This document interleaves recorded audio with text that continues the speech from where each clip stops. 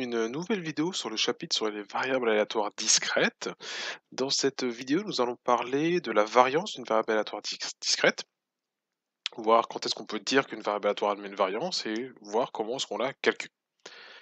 Alors ici, je n'ai pas énoncé la définition de la variance d'une variable aléatoire discrète, j'ai plutôt énoncé la formule de Gilling-Huygens qui suit. Alors pour quelle raison est-ce que j'ai fait ça? En fait, en pratique, on n'utilisera quasiment jamais la définition. Donc on peut s'en servir dans des exemples assez précis, mais très souvent, c'est cette formule-là qu'on utilisera. Alors, que dit-elle cette formule? Alors déjà, elle a un nom un petit peu trompeur parce que c'est un peu plus qu'une formule. Le nom est trompeur et du coup, parfois, on ne retient que la formule. Il y a un calcul à la fin, il y a une formule qui nous donne l'expression de la variance de x, mais ce résultat, c'est plus qu'une formule. Parce qu'il y a deux parties dans ce résultat. Il y a une première partie qui dit qu'une variable aléatoire discrète x admet une variance, si et seulement si x admet un moment d'ordre 2. Donc là, ce qui est important de comprendre, c'est qu'on a une équivalence, donc ça nous dit que, quelle que soit la variable aléatoire grand X, je pourrais toujours déterminer si elle admet une variance. Pour cela, j'aurais juste à déterminer si elle admet ou pas un moment d'ordre 2. Donc le juste à déterminer est un petit peu exagéré, parce que c'est pas toujours évident de déterminer justement que X admet un moment d'ordre 2. On verra dans les exemples ensuite comment est-ce qu'on fait ça. Donc ça, c'est la première partie du résultat qui nous donne un critère d'existence de la variance d'une variable aléatoire. Et ensuite, on a vraiment la formule. Donc si c'est le cas, donc c'est-à-dire si x admet un moment d'ordre 2, alors la variance de x est donnée par la formule suivante. La variance de x va être égale à l'espérance de x2, ce qui est le moment d'ordre 2 de la variable x, moins l'espérance de x au carré. Donc là, on a une formule qui relie la variance au moment d'ordre 2 de x et à son espérance. Et c'est pour ça que très souvent dans les exercices, on vous demandera déjà de calculer l'espérance, puisque pour pouvoir utiliser cette formule, il faut bien entendu déjà savoir que la variance existe, il faut avoir calculé le moment d'ordre 2, mais il faut aussi connaître l'espérance. Donc très souvent dans un exercice, on vous demande d'abord de calculer l'espérance, puis la variance. Alors, avant de passer aux deux exemples qu'on va traiter ensuite, j'aurais fait une petite remarque, et qui sera la même que pour l'espérance d'une variable aléatoire discrète. En fait, si x est fini, bah, en fait, c'est plus simple que ça, puisqu'une variable x finie admettra toujours une variance, parce que dans ce cas-là, x admet forcément un moment d'ordre 2. C'est un point qui est dans le cours un petit peu avant ce résultat. Donc, si x est une variable discrète finie, finalement, on a juste à faire des calculs. On peut directement passer à la formule finale. On n'a pas besoin de s'embêter à justifier que x admet un moment d'ordre 2, puisque c'est toujours le cas. Sinon, on le dit juste en une phrase. On dit, je sais que x admet une variance parce que x est une variable finie. Par contre, si x est infini, c'est là qu'on va avoir des choses plus compliquées, puisque du coup, il va falloir justifier que x admet un moment d'ordre 2, et pour faire ça, bah, il va falloir étudier la convergence absolue d'une série. Donc ça peut être compliqué, voire très compliqué, au niveau de la rédaction, au niveau des calculs. Donc voilà pour ce résultat et ces remarques. On va maintenant passer à deux exemples. Alors le premier exemple, on va reprendre le premier exemple de la vidéo précédente, où on avait une variable aléatoire, discrète, finie, dont le support contenait trois éléments, et dont la loi était donnée par le tableau qui est ici. Alors on avait déjà déterminé l'espérance de x, donc ça va nous servir pour la fin du calcul. Donc on sait déjà que l'espérance de x est égale à 1. Alors première chose, comme x est fini, donc x admet une variance.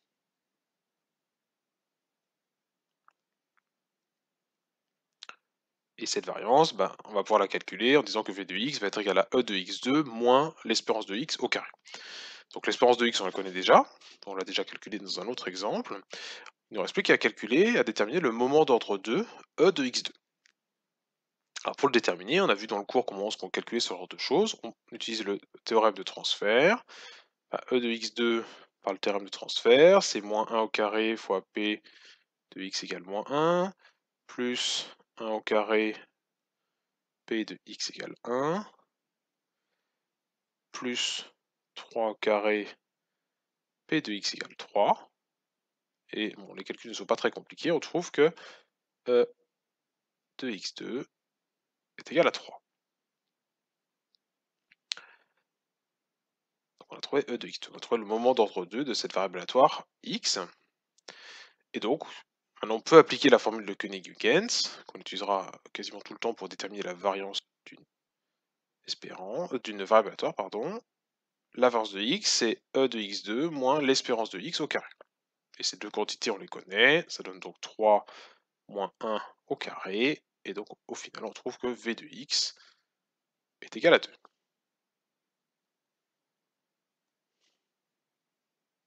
Donc voilà pour ce premier exemple. Vous voyez que si on a une variable discrète finie, bah, ce n'est pas très compliqué. Alors ça peut néanmoins être plus compliqué que ça, mais déjà il n'y a pas la première partie où on a besoin de justifier que que la variance existe, qui peut être un petit peu compliqué. Alors maintenant, on va passer à un deuxième exemple. Donc là, on va faire justement un exemple plus compliqué où on va avoir une variable discrète infinie. Et là, on va reprendre un exemple, c'est le deuxième exemple du cours, et c'est un exemple qu'on a beaucoup rencontré, soit dans les différents exemples du cours, soit dans les précédentes vidéos.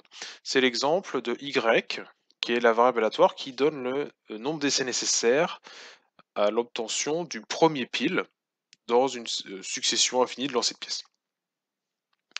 Donc je rappelle ce qu'on sait déjà sur cette variable aléatoire y, donc on sait qu'elle est infinie, on connaît son support, on connaît toutes les probabilités, autrement dit on connaît la loi de y, et on sait déjà que y admet une espérance, et que cette espérance vaut 1 sur p.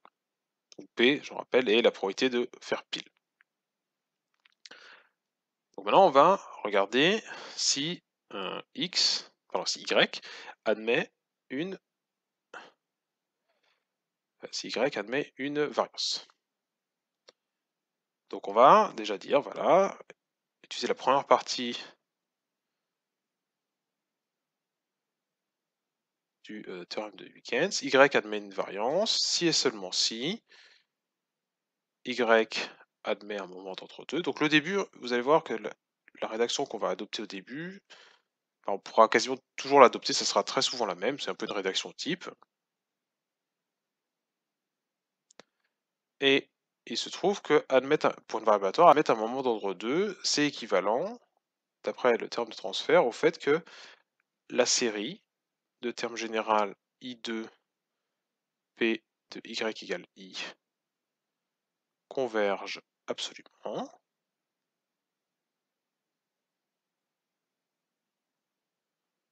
C'est le terme de transfert qui permet d'affirmer ça.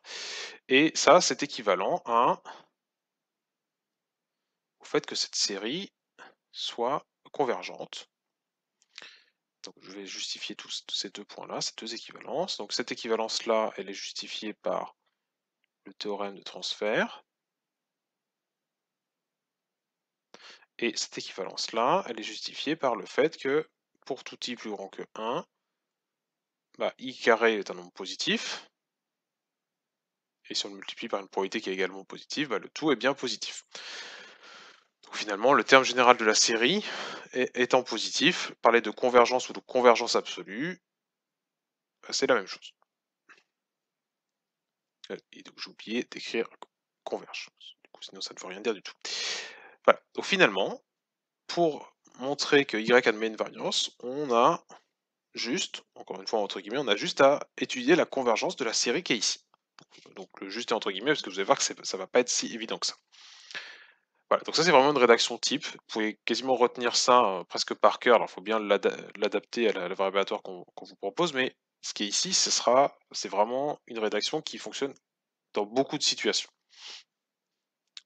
même quasiment tout le temps. Donc, voilà, donc y admet une variance si et seulement si cette série est convergente. Donc maintenant, finalement, comme je vous l'ai dit lorsqu'on avait parlé d'espérance, finalement, à partir de maintenant, une grande partie de l'exercice ne va plus être un exercice de probabilité, mais un exercice sur les séries. Et c'est aussi pour ça que ce genre de question est un petit peu compliqué.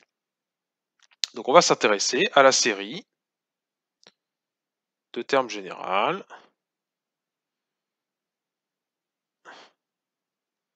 I2 P de Y égale I. Donc on va regarder ce que c'est. Donc I2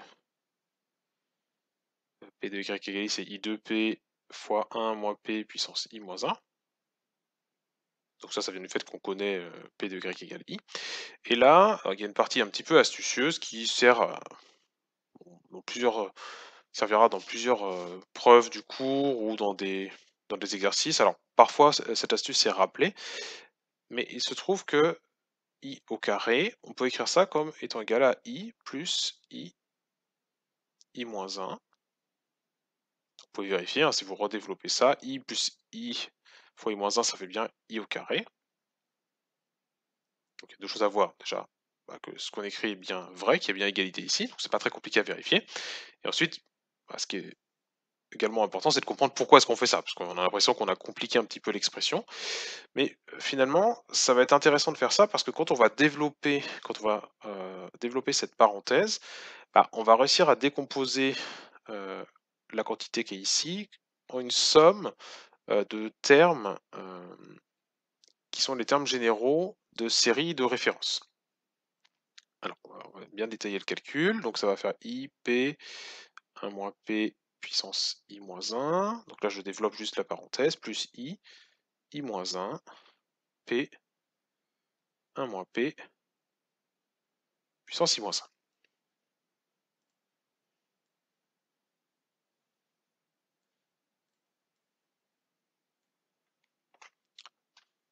Donc, on va repartir de cette expression qu'on avait ici. Et on va... Donc ça, on va quand même écrire ce que c'était. Ça, c'était I carré P de Y égale I. Et on va essayer de voir comment est-ce qu'on la décompose. En fait, déjà, on voit que le premier terme, c'est quasiment le terme général d'une série géométrique dérivée première. Donc on va juste mettre le... on va-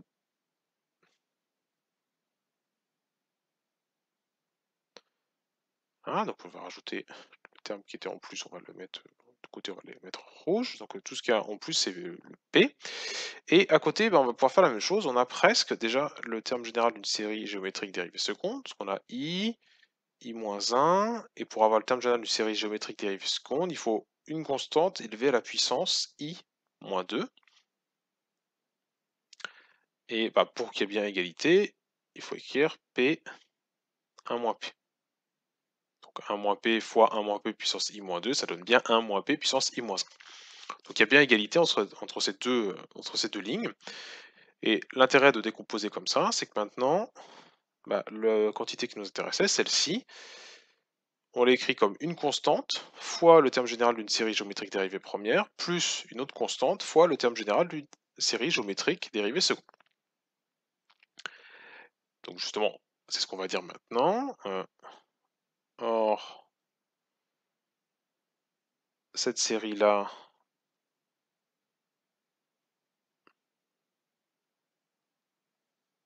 est une série géométrique, dérivée première ou dérivée d'ordre 1. Et celle-ci est convergente, car la raison qui est donnée ici, donc vu que c'est une série de raisons 1 moins P ici, il faut s'intéresser à 1 moins P. Et 1 moins P appartient bien à moins 1, 1. En fait, on peut même dire que 1 moins P appartient à 0, 1, car on nous dit dans l'énoncé que P appartient à 0. Donc cette première série est convergente, et bah, ça va être la même chose pour l'autre. J'ai oublié le I-1, I-1, 1 moins P puissance I-2. C'est pareil, c'est aussi une série géométrique dérivée d'ordre 2 cette fois-ci, et qui converge pour la même raison. Elle est aussi de raison 1 moins P, pour même raison. Voilà, donc on a, si on résume ce qu'on a dit, nous on s'intéressait à la série de termes général I2P de Y égale I. Cette quantité, on l'a décomposée comme P fois quelque chose plus P fois autre chose. Et il se trouve que les deux, bah, quelque chose qui apparaissait dans la décomposition de I de P de Y égale I, étaient les termes généraux de deux séries convergentes. Ce qui va nous permettre d'utiliser la propriété de linéarité. Et la série... Donc, je vais bien tout détailler pour qu'on comprenne bien ce qu'on a fait. Donc si on multiplie un des deux termes généraux par P et le second par P1 moins P,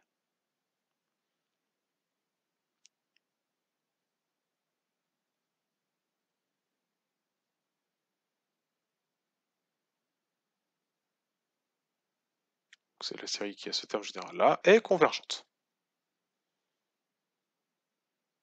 Mais cette série, en fait, on peut l'écrire plus simplement, c'est exactement la série I de terme général, I de P de Y égale I. Mais on avait dit tout à l'heure que bah, cette condition, le fait que cette série converge, était équivalent au fait que Y admet une variance. Le fait que Y admet une variance, et donc on a bien démontré que Y admet une variance. Donc c'est terminé la première partie de notre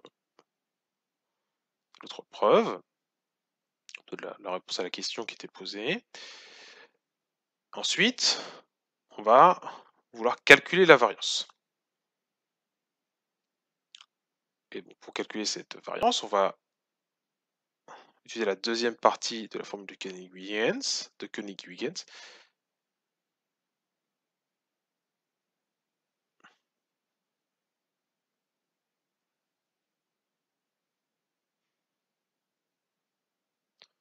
On sait que V de x, c'est le moment d'ordre de x2, de x, pardon, moins l'espérance de x au carré. Donc on va avoir besoin, pour déterminer la variance, on va avoir besoin de l'espérance. Bon, ça on l'a déjà parce qu'on l'avait déjà calculé dans un autre exemple. Et on a aussi besoin du moment d'ordre 2. On va calculer maintenant. Hop, et donc on va calculer le moment d'ordre 2. Alors, pour calculer le moment d'ordre 2, bon, ce moment d'ordre 2, c'est en fait la somme de la série qu'on a étudiée juste avant.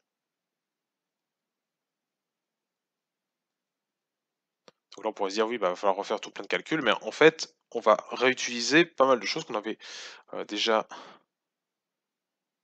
trouvées avant. Tout à l'heure, on avait décomposé cette quantité sous la forme P1 moins P fois I moins 1 fois I plus P1 moins P I moins 1 moins P puissance I moins 2.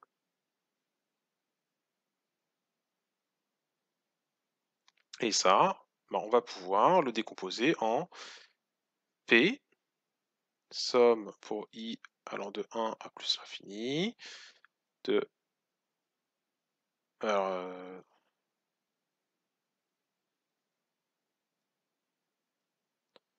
plus P 1 moins P, somme pour I allant de 1 à plus l'infini, I moins 1 moins P puissance I moins 2. Alors, je me rends compte que ce que j'ai écrit n'est pas le plus simple, donc on va changer un tout petit peu la quantité P, qu'on pourra très bien sortir de cette première somme. En fait, on va la laisser dans la somme.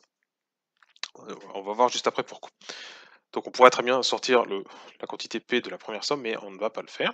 Alors pourquoi est-ce qu'on ne le fait pas? Parce que il se trouve que cette quantité, c'est exactement E de Y. C'est la somme, pour I allant de 1 à plus l'infini, de I fois la probabilité que Y soit égal à I. Donc ça, bah, on va s'en servir, vu qu'on a déjà calculé, cette somme, bah, pour éviter de refaire des calculs qu'on a déjà faits, bon, c'est mieux de remarquer que cette quantité-là est égale à E de Y. Et E de Y, on sait que ça vaut 1 sur P. Et pour l'autre partie, donc là, on a le P1 moins P on va le sortir dans la sortie de la somme. On avait bien le droit de le faire parce que c'était une quantité qui ne dépendait pas de I et que bah, toutes les séries étaient bien convergentes. Bon, c'est à nouveau la propriété de linéarité qu'on utilise. Et il se trouve que la somme qui apparaît, on sait la calculer puisque une formule du cours nous dit que cette somme est égale à 2 divisé par 1 moins la raison de la série, donc ici 1 moins P, le tout au cube. On va essayer de simplifier un tout petit peu ça. Ça va donc donner 1 sur P plus P 1 moins P fois 2 sur P au cube. Et on va encore simplifier un petit peu, ça donne 1 sur P plus, alors il y a P qui va simplifier, plus 1 moins P sur P au carré, et j'ai oublié le 2. Voilà, donc on pourrait simplifier un petit peu plus ici, mais on le fera tout à la fin, parce qu'on va encore avoir des calculs à faire. Donc ça, c'est ce qu'on vient de déterminer là, c'est E de X2, de Y2, ça s'appelle Y la préparatoire. Et donc là, on a presque terminé, puisqu'il ne nous reste plus qu'à... Donc on va prendre cette quantité, puisqu'on en a besoin.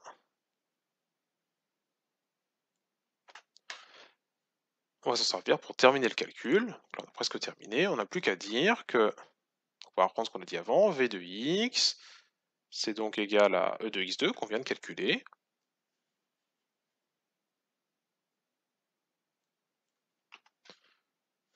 On vient de calculer cette quantité. Moins l'espérance de x tout carré. Et donc ce qu'on obtient, donc on a 1 sur P plus 2 sur P2 moins 2 divisé par P moins l'espérance de x2. Il se trouve que l'espérance de x le tout au carré plutôt pour être plus précis, c'est 1 sur P au carré. On a dit tout à l'heure qu'on avait déjà calculé l'espérance de x. Et donc, avec tout ça, on va pouvoir simplifier. Il y a pas mal de choses qui simplifient. On va avoir 1 sur P moins 2 sur P, ça va donner moins 1 sur P.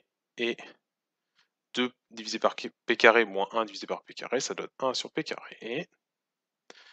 Et donc, on en déduit que V de Y est égal à... Donc, si on met tout sur P au carré, on trouve 1 moins P. Donc, on a terminé. On a la question. Je me rends compte que c'est pas X, mais Y. Voilà. Donc vous voyez, dans le cas où on a une variable discrète infinie, c'est plus compliqué. Mais c'est très important de savoir faire ça. C'est des questions très standards, c'est pas évident. Il y a beaucoup de rédaction, c'est long. Vous voyez, la question était la même que pour la variable discrète finie, mais il y a beaucoup de choses à faire. Donc là, bon, bien entendu, c'était long parce que j'avais expliqué en même temps, mais c'est une rédaction qui est pas forcément évidente à assimiler. Et vous voyez, il y a beaucoup de choses à écrire. Finalement, il y a une part de calcul à la fin, mais il y a surtout une grande part de rédaction pour justifier que la variance existe bien.